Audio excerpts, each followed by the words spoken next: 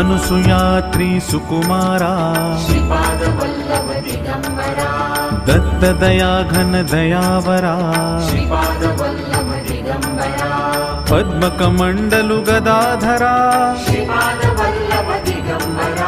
त्रिशूलहे शोभेकरा षड्विध आयुध परीकरा पूर्णानन्दावतारा सुभस्म रुद्राक्षाभरणा भवभय दुःख निवारणा काषायाम्बर वसनधरा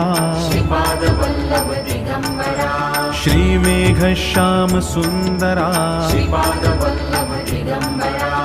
अवधूता हे गिरिवरा।